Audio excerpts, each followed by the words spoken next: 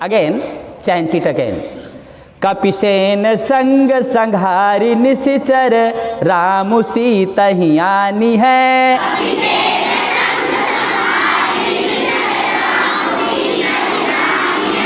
त्रैलोक पावन सुजस सुर मुनि नार दाद बखानी है।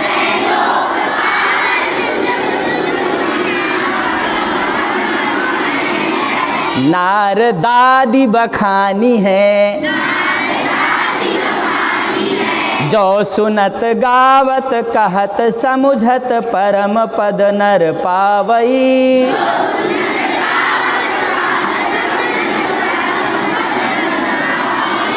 रघुबीर पद पाथोज मधुकर दास तुलसी गावई।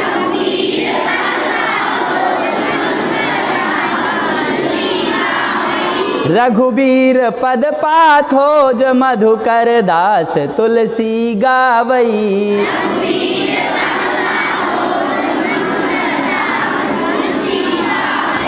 हाँ, गोइंग टू एक्सप्लेन दिस। कपिसेन संग संहारी निशिचर, राम सीता ही आनी है। हाँ?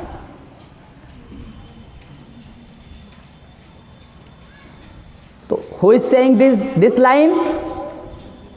Who is saying this line? Jamwant ji. Who is saying this line? Jamwant ji. To whom? Hanuman ji. Hanuman ji. कपिसेन संग, कपिसेन संग, बंदरों की सेना के साथ हैं। कपिसेन संग, कपि के सेन के साथ, सेना के साथ करेंगे क्या? संहारी निशिचर। कौन संहारी निशिचर? कहा राम। कपिसेन संग राम संहारी निशिचर, एक प्रकार का अन्वय हो गया। रामु कपिसेन संग संहारी निशिचर, श्री रामचंद्र जी कपि सेना के साथ में बंदरों, कपि का मतलब यहाँ पर दोनों चीज से है। कपि के साथ में भालू भी है, भालू यहाँ अंडरस्टूड हो गया। तो बंदरों एवं भालुओं की सेना के साथ में राम संहारी निशिचर, श्री राम जी निश्चरों की सेना का संहार करके उन्हें नष्ट करके क्या करेंगे? कहा सीता ही आनी है, सीता जी को लिवाए आएंगे। आनी है, सीता जी को लिवाए आएंगे। और क्या करेंगे? का त्रैलोक पावन सुज सुसुर, मुनि नार दादी बखानी है। तो उनके त्रैलोक पावन सुजस, उनके पावन सुजस को, उनके पवित्र एवं सुंदर यश को, पावन पवित्र सुजस सुंदर यश को, तो उनके पवित्र एवं सुंदर यश को कहाँ? का त्रैलोक में, तीनों लोकों में, आकाश, मृत्युलोक एवं पाताल, तीन लोक, त्रैलोक। तो श्री राम जी के पवित्र एवं सुजस सुंदर यश को कौन कहा? सुर मुनि, देवता एवं मुनिगण। तो देवता एवं मुनिगण के साथ साथ नारदादि आदि मुनिगण, मुनि नारदादि, मुनि एवं नारद आदि, नारदादि मुनि ऐसा भी कर सकते हो, नारद आदि मुनि गण, चूंकि नारद को प्रथम वरीयता दे दी गई, ठीक है ना, इसलिए नारद जी का नाम दे दिया गया।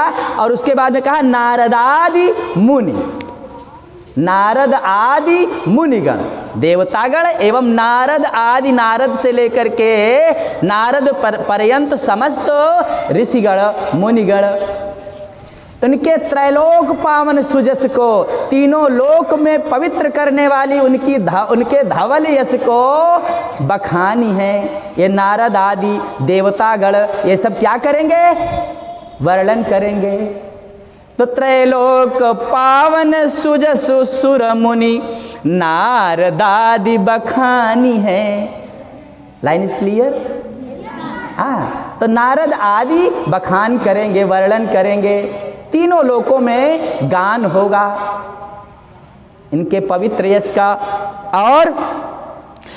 और वो नारद आदि देवतागण तो वर्णन करेंगे और वक्ता वर्णन करेंगे। श्रोता को भी पता चला, श्रोता को कुछ मिलेगा कि नहीं, जो सुनेंगे उन्हें कुछ मिलेगा कि नहीं मिलेगा? तो कहा हाँ, उन्हें भी मिलेगा। क्या मिलेगा? तो कहा जो सुनत गावत कहत समुझत परम पद नर पावई। जो सुनत गावत, कहा जो सुनेगा इस पवित्र यश को, जो सुनेगा, जैसे आप लोग सुन रहे हैं, है कि नहीं? तो कहा जो सुनेगा, जो सुनत, फिर उसके बाद में क्या कहा? गावत, जो गान करेगा, जो बोलेगा, जो सुनाएगा। तो जो सुनत गावत, फिर कहत, जो गाएगा और जो कहेगा, जो लय से गान करेगा। देखो यहां दो बातें आ गई, एक तो गाने की बात कर दिया, फिर जब गाना कह दिया तो कहने की क्या जरूरत पड़ गई? तो गायन विधा से जो इनका वर्णन करेगा, अथवा जो वक्ता के हिसाब से कहेगा भी, वक्ता के रूप में कहेगा भी, राम कथा कहेगा भी, सामान्य ढंग से गद्य रूप में कहेगा भी, जो गाएगा और सामान्य ढंग से कहेगा भी। यहाँ कहत का भाव ये हो गया, क्योंकि गायन कह दिया ना, तो गा तो दिया, फिर कहने की क्या लिखने की जरूरत थी गोसाई जी को? तो कहने का भाव ये हो गया कि गायन परंपरा से अथवा संभाषण परंपरा से, ये भाव आया है यहाँ। तो जो सुनत गावत कहत, और कहने के बाद में समुझत, फिर जो इसे समझेगा, जो इसका मनन करेगा, चिंतन करेगा, जो इसके बारे में समझेगा। तो जो सुनत गावत कहत समुझत, इन सब विधाओं में, सुनत गावत कहत समुझत, इन सब विधाओं में तो आप सुन भी रहे हैं, आप गा भी रहे हैं, और आप एक्सप्लेनेशन को भी समझ भी रहे हैं। आप तो तीन बात कर रहे हैं। तो जो सुनत गावत कहत समुझत, परम क्या होगा? तो कहा परम पद नर पावई। वो नर, अब नर का मतलब, it is not the sense of the word only mail, it is not masculine only, it is having in both of the sense, male and female. यहाँ नर का मतलब मनुष्य से है, नर का मतलब यहाँ पुरुष वर्ग से ही मतलब नहीं है, ध्यान दीजिएगा। वो मनुष्य, मानव, अरे मनुष्य तो छोड़ो, कथा तो पशु पक्षी भी श्रवण करते हैं। वृद्ध वृद्ध विहंग तहाँ आए। जब काक भसुंडी जी महाराज राम कथा कह रहे हैं, काक के रूप में, कौवा के रूप में काक भसुंडी जी महाराज, तो वृद्ध वृद्ध विहंग तहाँ आए। गोस्वामी जी लिख रहे हैं कि एक से एक बूढ़े बूढ़े पक्षी वहां पहुंचे हुए हैं। अब बूढ़े बूढ़े पक्षी पहुंचे हुए हैं, तो पक्षी वेश में पहुंचे हुए हैं। किस वेश में पहुंचे हुए हैं? हाँ, तह कछु काल मराल तन, मानस की चौपाई कह रही है मानस जी कह रहे हैं, उत्तर दे रहे हैं, भगवान शिव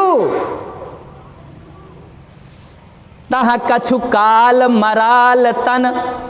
काकभुसुंडी जी महाराज से कथा सुनने के लिए शंकर जी पहुंच गए।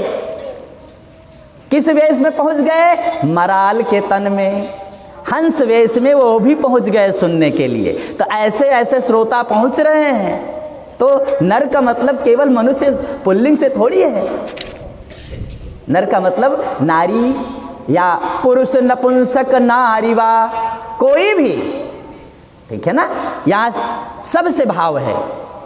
तो जो सुनत गावत कहत समुझत परम पद नर पावई, ऐसा मनुष्य परम पद को प्राप्त कर लेगा। परम पद क्या है? सबसे हमारे यहाँ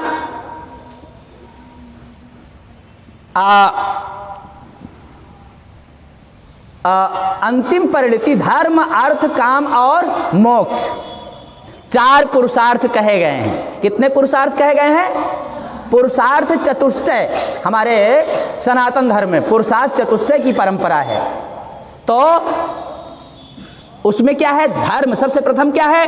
धर्म, अर्थ, फिर काम और लास्ट में क्या है? मोक्ष। तो चरम परिणति, इन जो प्रथम 3 कहे गए, ये मोक्ष को प्राप्त करने के सोपान हैं, ये सीढ़ियां हैं। मोक्ष को प्राप्त करने की क्या है? सीढ़ियां हैं ये 3, धर्म, अर्थ और काम, ठीक है ना। तो परम पद से मतलब परम पद, परम स्थान, वही चतुष्टय पुरुषार्थ चतुष्टय का जो अंतिम है पुरुषार्थ अर्थात मोक्ष। लेकिन गोसाई जी ये कहते हैं, जो हरिदास हैं, जो भगवान के सगुण सगुण ब्रह्म के उपासक हैं, तो आप आगे पढ़ेंगे मानस जी में कहा गया है कि सगुण उपासक मोक्ष न लेहि। जो सगुण उपासक होते हैं ना भगवान राम के, उन्हें मोक्ष भी नहीं चाहिए। अब उन्हें चाहिए क्या? वो हमेशा भगवान राम के साथ साकेत धाम में अथवा गोलोक धाम में कृष्ण जी के साथ में निवास करना चाहते हैं। मोक्ष की कामना उन्हें नहीं होती, वो हमेशा उनके साथ रहना चाहते हैं। बोलो श्री रामचंद्र जी की, है ना। तो परम पद नर पावई, तो परम पद से यहाँ सब भाव ग्रहित हो सकते हैं। उन्हें मोक्ष मिल सकता है जो मोक्षकामी है, अथवा सगुण उपासक आदि के रूप में तो जो बैकुंठ धाम में निवास करना चाहता है, साकेत धाम में निवास करना चाहता है, गोलोक धाम में निवास करना चाहता है, इन सब पदों की प्राप्ति उन्हें हो जाएगी, ठीक है ना।